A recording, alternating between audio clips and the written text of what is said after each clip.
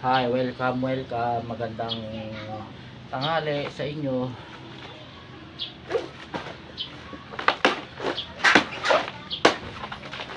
Pag-ano muna tayo, tapon na natin yung mga sanga ng saging. Kakaano ko pa nga lang kakaputol ko lang yung saging namin yung bunga nito. Ito, painugin na lang, balutin na lang ng dyaryo. Ito, marami kami tanim ito sa probinsya, kaso ilan lang ang may bunga. Tapos ito pa, saka isa pa, mataas yung puno ng saging namin. Tapos inano na muna, yan, tinanggal na. Kaya ito, tatapon na lang para hindi para hindi makalat dito sa lugar namin. Dito sa bakuran. Dito sa bakuran namin, i-ano na lang muna, itatapon na lang para pagdating ng Martes, i-ano na lang, balutin na lang ng ito. Yan, ganyan dapat ang tamang pagtapon ng sanga ng saging para hindi makalat-kalat. Dito natin ilalagay kasi mabigat wala naman tayong sako pambili ng pagkain kaysa na makabili ng mamahaling sako, kaya plastic na lang gagamitin. To, teka, sira ba to? Babutas naman to. Okay naman siya. Yan lalagay na lang natin sa tamang lalagyan para hindi masayang yung plastic. Ito mga dahon na to, papatayo na lang muna doon sa itaas ng bubong para mabilad, hindi na lang para pag susunugin na lang. Ang dami kasi dito lamok, kaya dapat natin magsiga muna. Ko lang kahapon, Lunes, sisimula na naman ulit tayo. Tapos pag Biyernes, yan, kailangan magtulong-tulungan tayo. Mahirap na kasi pagka hinayaan lang yung trabaho natin dito lang sa loob ng pamamahay. Mahirap lang kasi na hayaan lang natin yung mga kalat.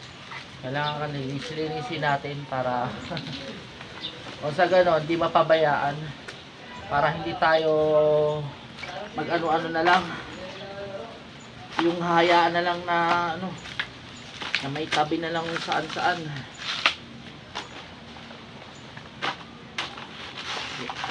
Yan, ganyan ang tamang pagtatapon para hindi mabigat, sayang yung plastic. Tipid-tipid lang muna tayo para sakaling parang manggagatong lang ako Tingnan mo naman, pwede tayo kumain dito. Ayan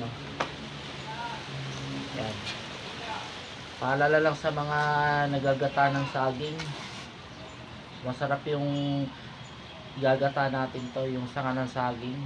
Sarap yung gata na ito yung saging, yung sanga ng saging. Ito, i-ano na lang muna to, sanga ng saging. Ito, panggata. Tapos sa kung walang bunga pwede yun, pag may bunga di pwedeng gata ng saging. So, tumabi ka! So, ay talaga si Bantay makulit. Ito, akala na ako namin. Kaya nag-ano na lang muna tayo saglit. Siya na, medyo utal-utal lang ako ngayon. Yan. Ito, laki-laki pa nito. Yan.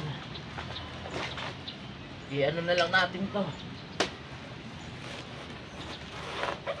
Makalat kasi dito para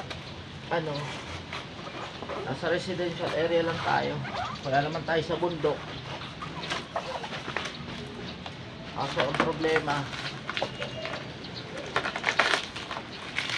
yung lang nila habang habang naglilinis.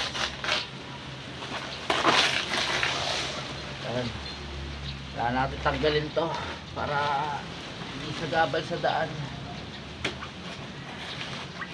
Okay ba yun? Malambot lang yung saka nito, pero kaya pa rin lagariin. Wala, dumaan ka na. Ako si Bantay. Ako pangalan na lang ito ni Bantay. Ay.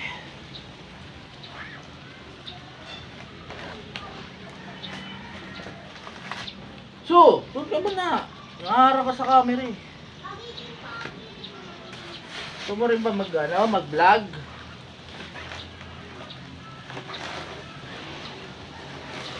Yan.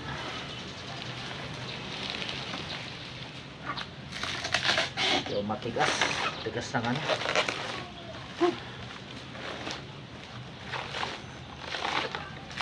Sa probinsya, dito kami kumukuha ng kinakain.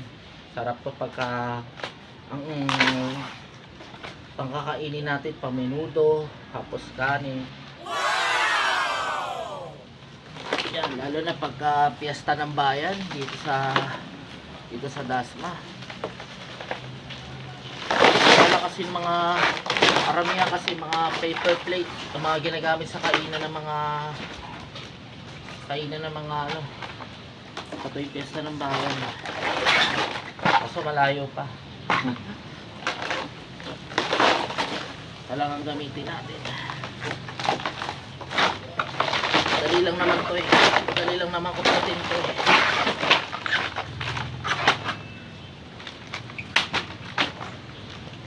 Medyo marami na ako pinalakal kahapon. Mga plastic na mga bottle. Mga 1.5. Ilalagay ko sa sako. Para pagdating ng mabubuti eh ilagay na lang dun sa tamang lalagayan. Makabenta ako. Alas kumikita lang naman tayo. Yan, 300 isang araw, 150. Isa kumikita lang ako ng 50.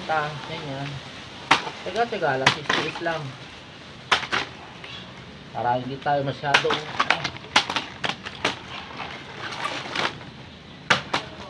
yan. Kilos din. Pag may time, huwag natin sayangin ang araw at oras. Kailangan natin maglibang-libang kasi nakahiga. Kasi libangan ko lang. Umalis mo naman ng bahay pag wala akong masyadong ginagawa. Ito na lang palagi gagawin ko. Kaya sobra-sobra na tayo sa pahinga. Kaya kailangan nating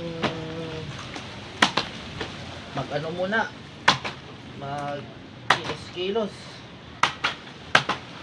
Taga lang. Kasi linggo ngayon. Ayan, ganyan kasi pagsapit ng linggo. Kilos din pag may time. Wala naman din naman gagawin masyado. Naalala nyo yung another kong video nung nasa province ako sa Ilocos, sa may La Union. Ito ginagawa ko, nagbubunot ng mga damo.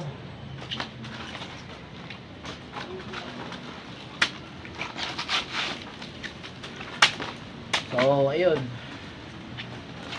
kailangan nating simulan na.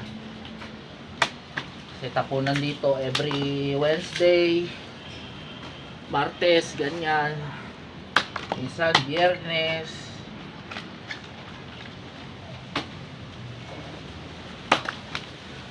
Okay, so yun. Yun na lang muna ang gagawin natin. Kaya